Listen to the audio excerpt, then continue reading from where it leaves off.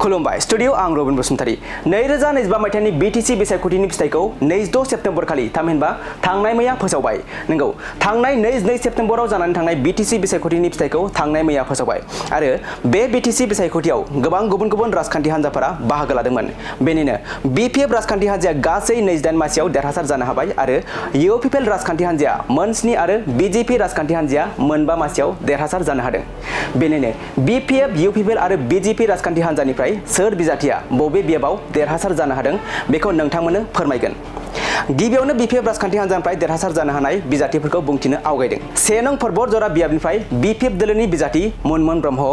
2 नं गुमा बियाबाव बीपीएफ दोलोनि आन्तास आली, 4 नं जमदुवार बियाबाव बीपीएफ दोलोनि विलियाम नार्जारी, 5 नं सराइबिल बियाबाव बीपीएफ दोलोनि मृत्युंजय नार्जारी, 6 नं कसुगाव बियाबाव बीपीएफ दोलोनि रबिराम नार्जारी, 8 नं दतमा बियाबाव बीपीएफ दोलोनि प्रकाश बसुमतारी, 9 नं बनरगाव बियाबाव बीपीएफ दोलोनि जुबिराज बसुमतारी, 10 नं देबरगाव बियाबाव बीपीएफ दोलोनि हाग्रामा महिलारी, 11 नं बावखुंग्रि बियाबाव बीपीएफ दोलोनि धनेश्वर गयारी, 12 नं सालाकाथि बियाबाव बीपीएफ दोलोनि देरहासार बसुमतारी, 13 नं चिरां बियाबाव बीपीएफ दोलोनि सुकुर सिंह मोसाहारी, 15 नं काजलगाव बियाबाव बीपीएफ दोलोनि पानिराम ब्रह्म, 14 नं निस्मा बियाबाव बीपीएफ दोलोनि जेम्स बसुमतारी, 17 नं सुबाइजार बियाबाव बीपीएफ दोलोनि धीराज बसुमतारी, 15 नं थुरिबारि बियाबाव बीपीएफ दोलोनि खालिलुर रहमान, 20 नं मथनगुरि बियाबाव बीपीएफ दोलोनि बेगाम आख्तारा अहमद, 21 नं सालबारि बियाबाव बीपीएफ दोलोनि दिगन्त गयारी, 23 नं दिहिरा बियाबाव बीपीएफ दोलोनि आगस्तास टिग्गा, 29 नं सुक्लाय सेपां बियाबाव बीपीएफ दोलोनि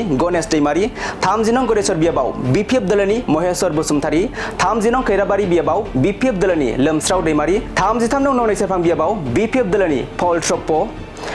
35 नं मदिबारि बियाबाव बीपीएफ दोलोनि जगदीश सरकार, 32 नं हरिसिंहा बियाबाव बीपीएफ दोलोनि त्रिदेव दैमारी, 37 नं धनश्री बियाबाव बीपीएफ दोलोनि फ्रेश मोसाहारी, 38 नं भैरबकुंड बियाबाव बीपीएफ दोलोनि रिहन दैमारी, 39 नं फासनै सेपाङाव बीपीएफ दोलोनि श्याम सुन्दी, 40 नं रौता बियाबाव बीपीएफ दोलोनि चरण बर' आरो फकीराग्राम बियाबाव बीपीएफ दोलोनि मोहम्मद आजमुल हक। थिग बेबादिनो यूपीपीएल राजखान्थि हान्जानिफ्राय देरहासार जानो हानाय बिजाथिफोरा फारियै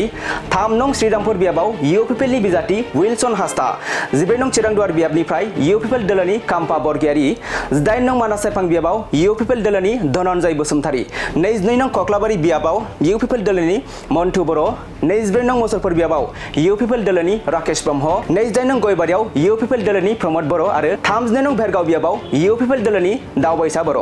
आरो दानिया बीजेपी राजखान्थि हान्जानिफ्राय देरहासार जानो हानाय बिजाथिफोरा फारियै 25 नं बागानपारा बियाबनिफ्राय बीजेपी दोलोनि रेखा रानी दास बर', 22 नं दारांगाजुलियाव बीजेपी दोलोनि बिजित गोरा नार्जारी, मोदैबारि बियाबाव दिगन्त बरुवा, 34 नं कालिंदुवार बीजेपी अर्जुन दैमारी आरो नाग्रिजलि बियाबाव बीजेपी दोलोनि लाकी दास। बिथांमोनहानो जाबाय बीटीसी बिसायख'थियाव देरहासार जानो हानाय बिजाथिफोर।